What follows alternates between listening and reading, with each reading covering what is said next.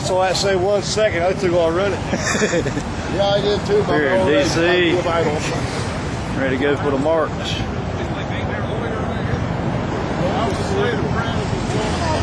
Heard the rest of the tribe across the way there.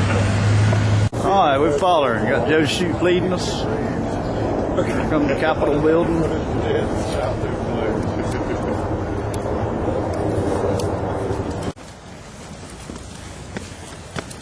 This the hitching post up here? Yep, this is the hitching post, baby. This is the hitching post.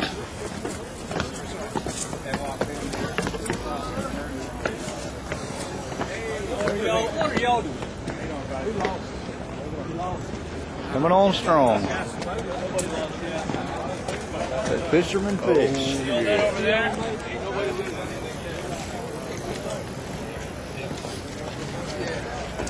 Another boat.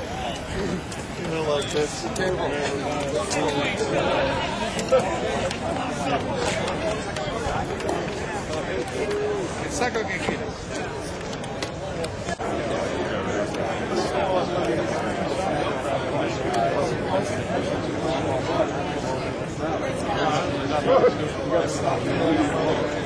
Oh, y'all know that didn't come.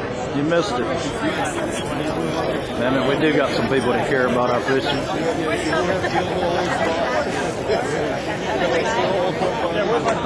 Take this line.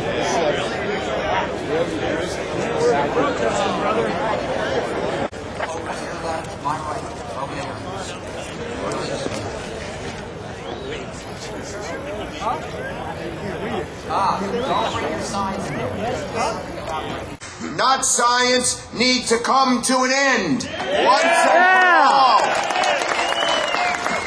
That's why I, along with Congressman Frank Pallone, introduced the Rebuilding America's Fishery Act.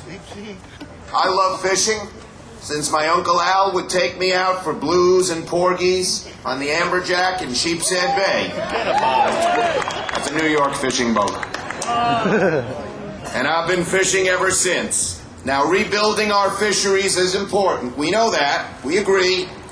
But we need to start caring as much about our fishermen as we do about our fish. Yeah!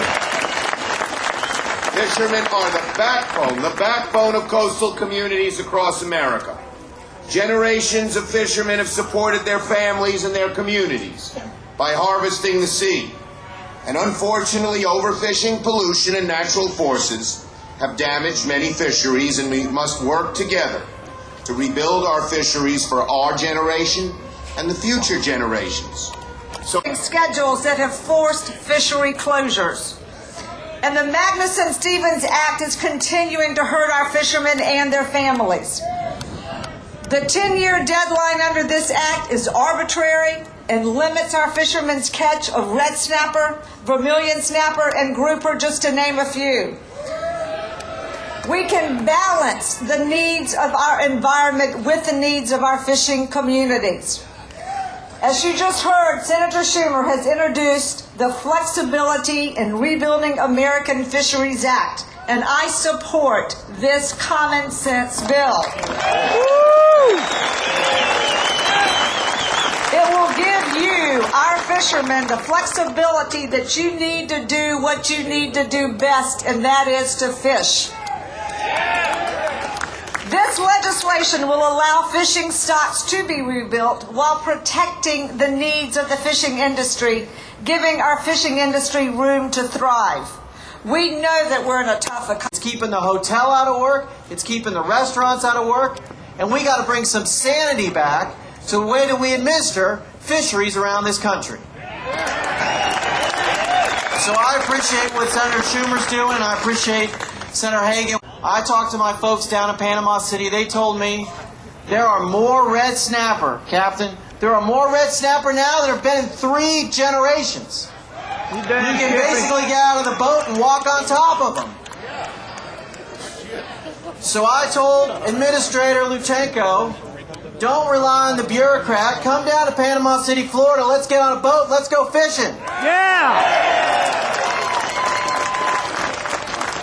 But God bless you for being here. People in this building don't listen unless you're here. So go to their office, tell them we got to change this law, and we'll be here to fight with you. Florida to go fishing. I got 3 boys, 6, 4, and 2. I'm a dad. I want to take my boys fishing. I want to take them on your boat. You have the right to do that. We got to change this law. Thank you very much. And in the House, we're going to get on with it to do what you need us to do to help you. That's why we're here today.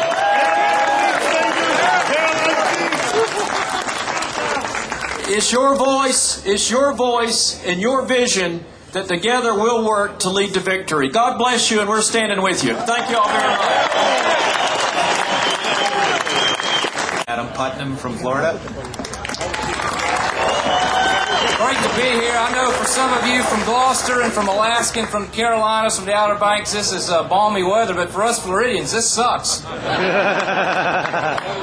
me ask you something. Why is common sense such an endangered species in Washington, D.C.? Are these people so smart that they don't need good data and good science? Are they so smart that they can't see that they're making you the endangered species and not the fish? It's so obvious. When did flexibility become a dirty word? Why are they refusing to accept the fact that you build communities, you create jobs here in our country, and their intent in pursuing this policy is to drive our jobs overseas in yet another industry and kill our coastal towns and kill our working waterfronts, and we're not going to stand for it. If these tough economic times have taught us anything, it's that as a nation we've got to still build things and grow things and create things and use our resources and harvest those resources to put people to work and keep families together in a long tradition that dates back before our founders. That's the strength of America. People who work hard before the sun comes up and long after it's gone down, and actually build and create things as opposed to... I'm John Monkett from Florida. For the Florida folks.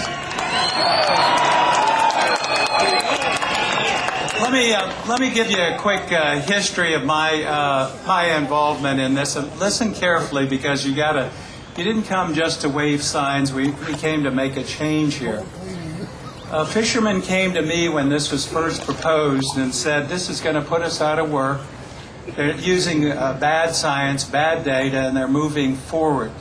So I came back and I drafted a bill and got Mr. Brown and some of the others along the coast to at least give you a fair opportunity to have this issue looked at. Not to eliminate the ban, but just a fair opportunity to have this issue looked at. Fans, Americans. That's right. Get them all. Absolutely, and let me tell you, I want to thank both parties. I'm not going to name the congressman from other coastal states, but I will tell you, we came together as Republicans and Democrats, and we said we want an investigation. It's about time! I've been here 15 years working with my colleagues from both parties, trying to find a crack in the door so we could help an industry survive and live and flourish. But we got no help. So therefore, from the government itself, it doesn't matter which party was in power. But you know what?